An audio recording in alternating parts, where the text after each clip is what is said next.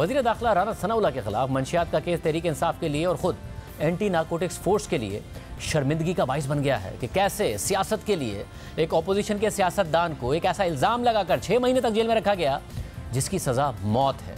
तहरीक इंसाफ ने अपनी हुकूमत के उरूज के दौर में राना सनाउल्लाह की गाड़ी से 15 किलो हेरोइन की बरामदगी का इल्ज़ाम लगाकर उन्हें गिरफ्तार किया और न सिर्फ गिरफ्तारी की गई बल्कि मुकदमे की भरपूर ओनरशिप ली गई। असेंबली में, प्रेस कॉन्फ्रेंसेज में और इंटरव्यूज़ में दावे किए गए कि फुटेज समेत तमाम शवाहिद मौजूद हैं, यहाँ तक कि अपने दावों के हक़ में कस्में खाई गईं, कलमा पढ़ा गया, बार बार ये जुमला दोहराया गया कि जान अल्लाह को देनी है। लेकिन अदालत में ना कोई फुटेज पेश की गई और ना ही कोई ठोस सबूत सामने लाया गया, और जब हमने सवाल उठाया तो हमारे ही ईमान पर सवाल उठा दिया गया और हमने इसके सबूत भी देने के लिए शहरियार आफरीदी को प्रोग्राम में शिरकत की दावत दी।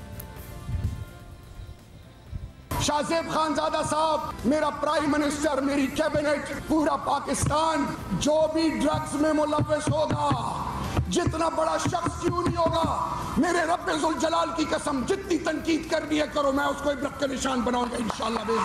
लोगों को गुमराह मत करें, चंद पैसों के लिए ईमान बेचते हैं। शाहजेब खानजादा साहब ने देखिए, अल्लाह और अल्लाह के रसूल का नाम और जिक्र अल्लाह के फजल के बगैर किसी के ज़बान पे नहीं आ सकता। मगर इमरान खान और मेरा और हमारी हुकूमत का ये मकसद हो कि हम लोगों की पगड़ियाँ उछालें, बेगुनाहों पर केसेस बनाएं, तो फिर लानत है हम पर, अल्लाह की पिटकार हो हम पर। अगर मैंने राना सनाउल्लाह के खिलाफ कोई भी ऐसी चीज़ की हो जिससे मैं एक बेगुनाह को जलील करूं, तो मुझे मरते वक्त अल्लाह कलमा नसीब ना करे। ये रिवायत बन चुकी है कि अल्लाह रसूल मजहब को अपनी सियासत और अपने मफाद के लिए इस्तेमाल किया जाए, जवाब हो या ना हो। अल्लाह और उसके रसूल का नाम लेकर खुद को दुरुस्त साबित करने की कोशिश की जाए और दूसरे को गलत साबित किया जाए। जो सवाल करे, सबूत मांगे, तो खुद को बाईमान और दूसरे को बेईमान साबित किया जाए और इसके लिए अल्लाह और उसके रसूल के नाम को इस्तेमाल किया जाए। शहरियार आफरीदी साहब से हमने सवाल पूछा, उन्होंने हमारे ईमान पर भी सवाल उठा दिया। राना सनाउल्लाह के हवाले से ये प्लेटफॉर्म आज भी आपके लिए हाजिर है, सबूत पेश करें, हम तारीफ़ करेंगे। हमारे ईमान बेचने के भी सबूत इसी प्रोग्राम में आकर पेश कर दें, हम उस पर भी आपकी तारीफ़ कर देंगे। बस सबूत पेश कर दें। अल्लाह और उसके रसूल का नाम इस्तेमाल करके अपनी सियासत ना चमकाएँ, अपनी सियासत ना। और फिर तहरीक इंसाफ के अपने दौर में 6 महीने बाद राना सनाउल्लाह को ज़मानत मिल गई और अब लाहौर की अदालत ने राना सनाउल्लाह को मंशियात बरामदगी केस से बाइज़्ज़त बरी कर दिया है, जिस पर इमरान खान ने तनकीद करते हुए कहा कि अब राना सनाउल्लाह भी साफ और शफाफ हो गया है। हर रोज़ हम देखते हैं कि कभी वो पहले मरियम बच गई, फिर उसके बाद वो इसहाक डार आया, वो ड्राई क्लीन हो गया, उसके बाद अब ये राना सनाउल्लाह को भी उन्होंने फैसला किया कि जी तो बिल्कुल ही साफ और शफाफ हो गया है।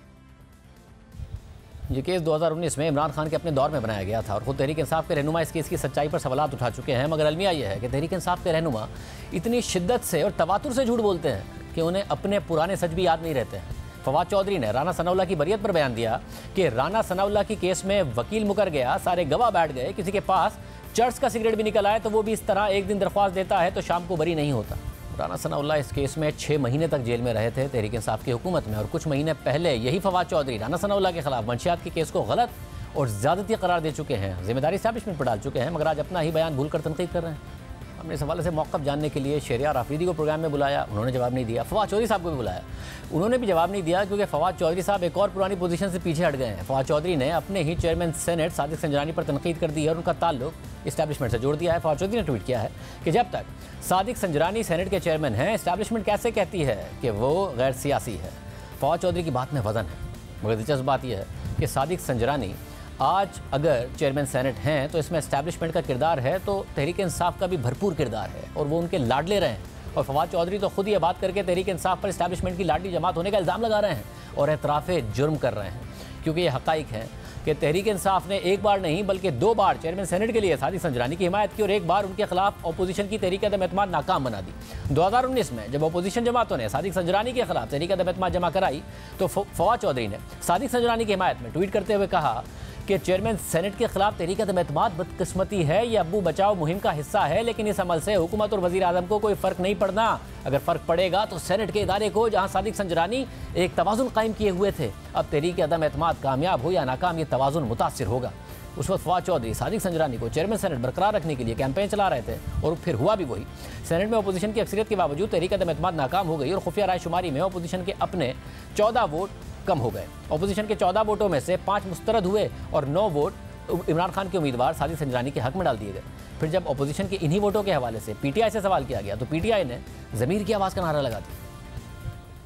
हमने नहीं तोड़े, लोगों का ज़मीर जागना शुरू हो गया। आज पीपल्स पार्टी में है, पीएमएलएन में है, बाकी पार्टीज में है, उन्होंने अपने ज़मीर के मुताबिक फैसला किया है। आज सही मानों में जमहूरियत की जीत और सेनेटर ने अपनी ज़मीर के मुताबिक फैसला किया। ज़मीर के मुताबिक फैसला करेंगे क्योंकि नाइंसाफ़ी अल्लाह को नापसंद है। और जब अपोजिशन के उम्मीदवार मरहूम हासिल बजंजो से इस हवाले से सवाल हुआ तो उन्होंने जिम्मेदारी उस वक्त के DGI जनरल फैज़ हमीद पर डाल दी थी। रात इशाइये में आप कह रहे थे कि 64 लोग आपके होंगे, तो ये कहाँ गए 64 लोग? 64 खड़े नहीं थे, खड़े नहीं काउंट। तो ये जब अंदर गए हैं खुफिया रायशुमारी में, तो ये कौन लोग हैं 14 लोग जो आपसे? ये जनरल फैज के लोग हैं। जनरल फैज ISI के चीफ है, जानते हैं आप, उसके लोग हैं।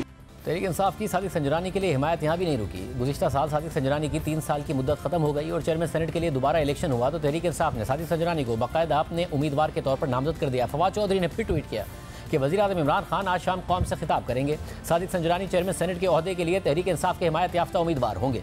तहरीक इंसाफ ने अपनी जमात के अरकान को छोड़कर सादिक संजरानी को अपना उम्मीदवार बनाया, भरपूर हिमायत की। और जब इलेक्शन हुआ तो सादिक संजरानी को 48 वोट मिले। यूसुफ रज़ा गिलानी के हक में 49 वोट आए, लेकिन यूसुफ रज़ा गिलानी के 7 वोट मुस्तरद कर दिए गए और यूं तहरीक इंसाफ के नामजद करदा सादिक संजरानी मजीद 3 सालों के लिए चेयरमैन सेनेट बन गए और तहरीक इंसाफ बहुत खुश हुई।